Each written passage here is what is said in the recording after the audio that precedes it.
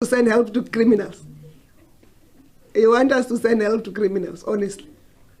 We're not sending help to criminals. We're going to smoke them out. They will come out. We're not sending help to criminals. Criminals are not to be helped. Criminals are to be persecuted. We didn't send them there. And they didn't go down there for the good benefit or good intentions for the Republic. There is a very disgusting and obvious strain of effeminacy that permeates South African society today. The sort of effeminacy and weak-mindedness of weak men that has allowed our country to be taken over by Zama-Zamas. Stilfontein is apparently being overrun by Zama-Zamas. In a mine in Stilfontein, South Africa, there are apparently hundreds of miners underground, and they've been underground now for months, and they go underground 4 months at a time to work under there. There have been reports that there are thousands of these men down there, but actually the police report there's about 350 to 400 of them. Let's start with the numbers that you are disputing. We have been talking about 4,500 people that are underground. What do your figures tell you? Because you are saying the number is much less than what has been said. Well, a very good evening, and thank you for the opportunity. In terms of the numbers, Xoli, we do feel that the numbers are being exaggerated. We have pooled all resources and mobilized maximum resources to work on this particular case. We have been collecting information. We've got our intelligence operatives on the ground that are working closely with key stakeholders. We have managed to estimate the numbers to be between 350 and 400. That is 350 to 400 too many. There's supposed to be no one down there because the mine is supposed to be shut. Minister in the presidency, a wicked woman called Nkosi, a vile, disgusting creature, one that I've spoken about before that I dislike and find reprehensible and object to on principle, is the only one talking sense, and everyone else is talking about the human rights of the illegal miners. She says that they should be persecuted. Everyone thinks she meant prosecuted because they're criminals, and she's correct. It's these comments that have caused a stir in social media, leading to a debate on the human rights of the illegal miners. A complaint has since been laid with the South African Human Rights Commission. While government has taken a tough stance, the community near the disused mine have taken it upon themselves to rescue the trapped miners.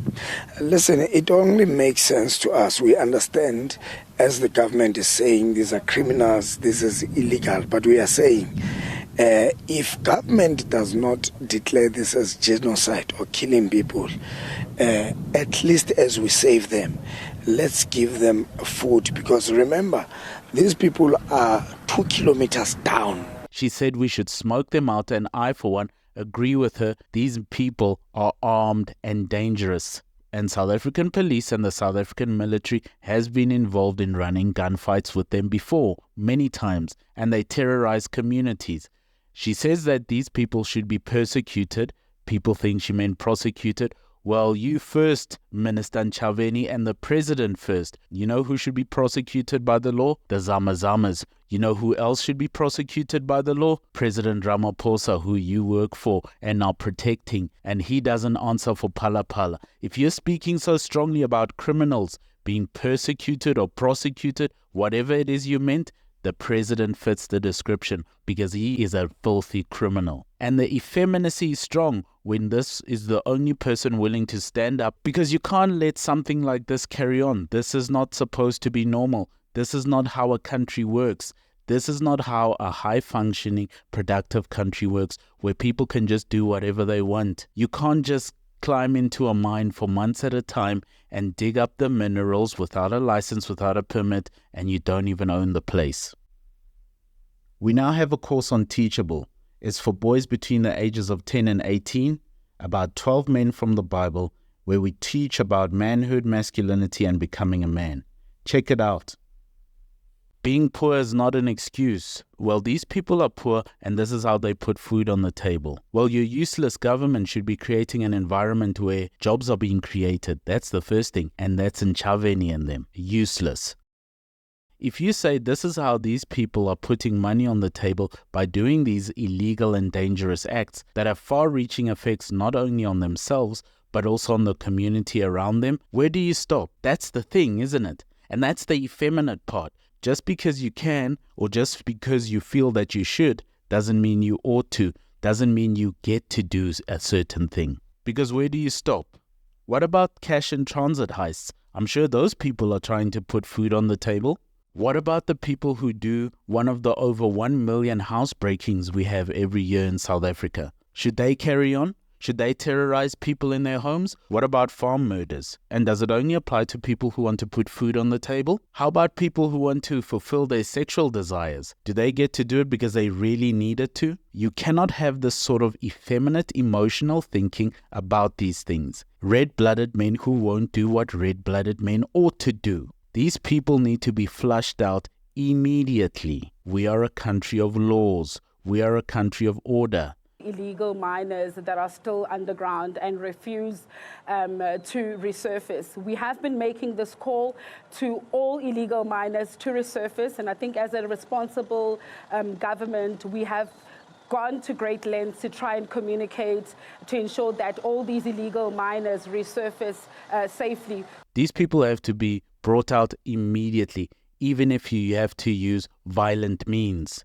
And then you prosecute the president. When a woman is the only one willing to stand up and say, let's get these people out, you know that South Africa has problems. We have a deep effeminacy problem, a toleration of crime, illegality, and mediocrity. I make a very simple and bold claim that part of the reason why South Africa has runaway crime, has a disordered society where illegal miners are climbing into mines for months, living down there, getting medicine down there, and getting their food down there, and getting everything taken care of that they can work underground for months. And every other sort of crime that you can imagine in South Africa is that we have a deep, abiding problem of effeminacy. We have a society run by women where men are not stepping up to do what they have to do. And it is at its worst level ever. This is a problem of an illogical sort of mind, an effeminate, emotional, single mother, grandmother raised society. And I, for one, will not stand for it. A saying, freedom of speech and thought matters, especially when it is speech and thought with which we disagree. The moment the majority decides to destroy people for engaging in thought it dislikes, thought crime becomes a reality. Ben Shapiro. I recommend we smoke these people out, we prosecute them, we prosecute Cyril Ramaphosa, and we fire Ntshavheni for being a degenerate, useless person and a hypocrite who's willing to say all sorts of things against these men, but will not say anything against Ramaphosa. Disgusting. The case is closed. South Africa needs rock-ribbed conservative men who will drag this country out from the dregs and not listen to hypocritical women or allow themselves to be led by people who stuff dollars in their sofas, and then will not allow its country to devolve to such a degree where men have to go underground illegally for 4 months to try to put food on the table, committing a very risky and heinous crime that cannot be allowed to continue. Thank you for listening. If you dare, buy us a coffee. The link is in the description.